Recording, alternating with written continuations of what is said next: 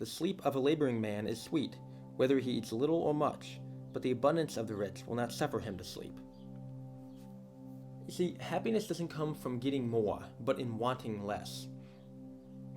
What this verse goes into is a concept many people call minimalism, which, in a very simplified explanation, is the idea that the less you have, the more enjoyable what you have is.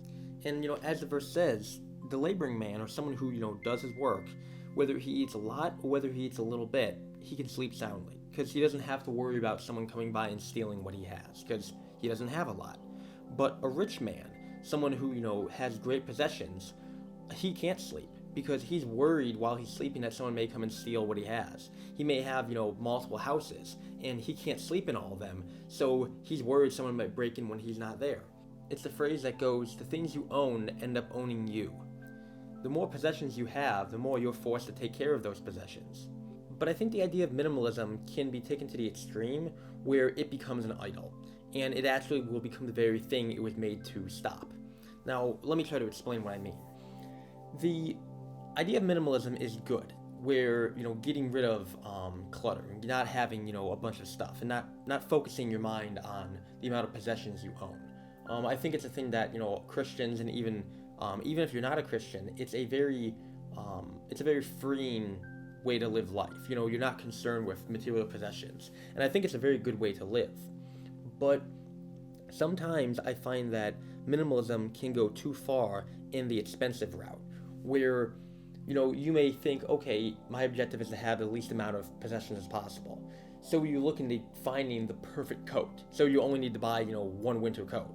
But you've spent months trying to find your perfectly fashioned coat that has every feature you need, and the exact weight you need, and the exact color that fits with all your outfits. And this thing costs $500-$600.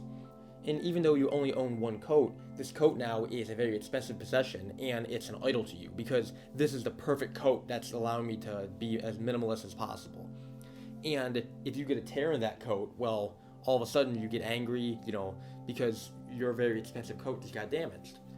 And in a way, that destroys the idea of minimalism, because I think it's more important to view it as mental minimalism.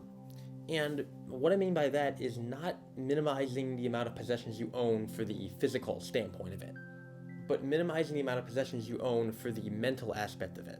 Even if you only own a few things, if those things are too expensive, and if those things are too perfect, you'll be worried that those will get damaged. You'll be worried that you might lose them. Since you've made it such an expensive possession, you've taken away the whole point of minimalism. And that's what I believe Ecclesiastes is going into. It's not about the amount of possessions you own. It's about your attachment to those possessions. And that's the pitfall of when you have a lot of money. Often the things you buy are more expensive. And sometimes they can become more exclusive, more rare. And if something happens to them, you get distraught and you become more anxious than ever. Because if you're rich and you own a big house, it's not the house that's the issue. It's not the house that's causing you to sin. It's not that the house automatically is an idol because of its size. The problem is your attachment to it. The problem is if you're not willing to let it go. And when stuff's a lot more expensive and stuff's a lot bigger, it becomes more difficult to let it go. Because you think you've sunk so much money into it, so much time, so many resources, that letting it go would be stupid. And in a way it would be. If you're going to spend so much money on a house, you're going to want to get the best security system for it. You're going to want to have the perfectly manicured lawn. You're going to want your shrubbery to look good. You're going to want your windows washed. You're going to need your car to look good in front of it. And that's the pitfall that happens with riches. It's not that the things themselves are evil. It's your attachment to them that makes them evil, that makes it an idol in your mind. And with that, minimalism can do the same thing. Because you only have a few possessions, it's easy to want expensive possessions. It's easy to want, very exclusive and very perfect things. As I mentioned, having, the perfect coat. Or even if you have, the perfect silverware or dinner plates, I only own one plate, one bowl and one water glass. But they're very expensive and they're, carved out of solid marble or something. And that, while you are going to the physical aspect of minimalism, and maybe it can make you feel good, you're missing the point. You're missing, at least what I believe the point is, which is the letting go aspect of it. And minimalism in the expensive realm is more of going for a fashion statement, and you haven't benefited at all if you do it that way. You're literally just taking your money and you're funneling into fewer very expensive items.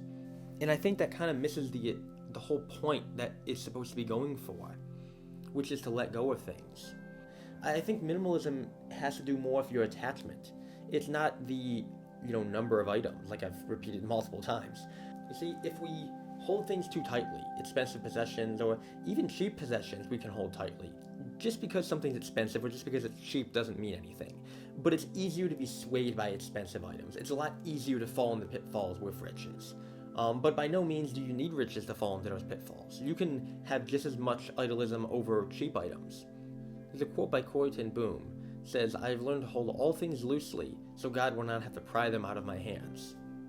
And in Philippians 3:8, Paul says he counts everything as loss. Everything as a loss compared to the knowledge of Jesus Christ. In following Christ a lot of times, you'll lose a lot of things. And you may be forced to give up things to follow him. But if you've already let go of that stuff, if you've already in your mind done a sort of mental minimalism with letting go, it won't be nearly as hard. As, Corrie ten Boom says, you hold things loosely so God doesn't have to pry them out of your hands. And it's not that God wants you to suffer. It's not that, he wants you to lose everything you own. But he needs to be first in your life. If you get stuff out of alignment, if you misplace the order of things in your life, you're just begging for a disaster. But in a strange way, having less gives you more joy. Like, there's a joy that comes in having nothing left to lose. And fictional stories portray this pretty well, where oftentimes they'll have a hero that has nothing left to lose. And they're the ones that can do the most good. They're the ones that can fight evil, and they have no one, they have no one they're trying to protect. They have nothing that the villain can threaten them with, and they can throw themselves completely to their cause. The one James Bond movie called Skyfall, I believe it's his boss M in there, mentions that, orphans make the best spies because they have no attachment to people. They have no one that anyone could threaten them with. And that's the same way I believe we're called to preach Christ. As Christians, we need to be willing to detach ourselves from physical things, because if we hold on to things down here, it can get in the way of our message. It can get in the way of us serving God. Because no matter how hard you hold on to things, they're eventually going to disappear. Everything decays. I mean, like it says, moth and rust corrupts. So don't lay up your treasures down here. And it's not that, earthly possessions are bad, but just don't depend on them. And you have to be willing to give them up at any moment if you have to. It's like if you rip your coat and you get angry, you made the coat into an idol. You made it your god. If you have, a favorite coffee mug and it breaks, and if your entire day is ruined because of it, that's because you made it into your god. Who are you letting govern your mind, and what are you letting govern your mind? And here's an interesting thing to think about, is it can happen both ways. Let's just say you're angry at the government for trying to take your guns away. Alright, you've made the government into your god because they're controlling your emotions. But in the other way, if they allow you to have your guns and you're so happy because of it, the government is still your god because you've let them give you your happiness. So in either way, whether you're happy because you're allowed to do something or you're angry because they prevented you to do something, you've still made that item your god. You've still made that person your idol because their decisions are what your emotions are depending on. And it's not that you can't care about anything. It's not that you get a fatalistic view towards life and a nihilistic view of nothing matters. But you can't let the stuff control you. You have to hold it loosely so you can give it up at any time. And like with music, if there's a perfect note in your song, you can't just repeat that note over and over again. You have to continue on in the notes. You have to continue the song. And if we try to hold on to things we've had in the past or try to hold on to feelings we've had, we'll ruin the entire song because we won't be willing to move on. You have to be willing to let it go and appreciate what it was, but realize that it's not it anymore. Realize that music note that was played, that moment, that relationship, that friendship, whatever it was good, but it's in the past now. And unless you're willing to let it go, it's going to be your god. It's going to forever haunt you. So this is kind of what I mean by mental minimalism, is not only getting rid of physical possessions, but getting rid of the lust towards the few possessions you even have. Because simply getting rid of things isn't enough. It's getting rid of your lust towards them. And in a strange way, by letting go, you get an incredible power. By letting go, you actually are given more. If you have nothing to lose, how can anyone have any power over you? No one can control you if they can't take something away from you. And no one can take your mind away. No one can take your emotions away from you unless you allow them to. So just try and keep this in mind next time you get upset over a physical item breaking or being destroyed, or even just a want of something else in your life, thinking that another possession or item is going to bring you happiness. And Lord willingly, I'll see you all later.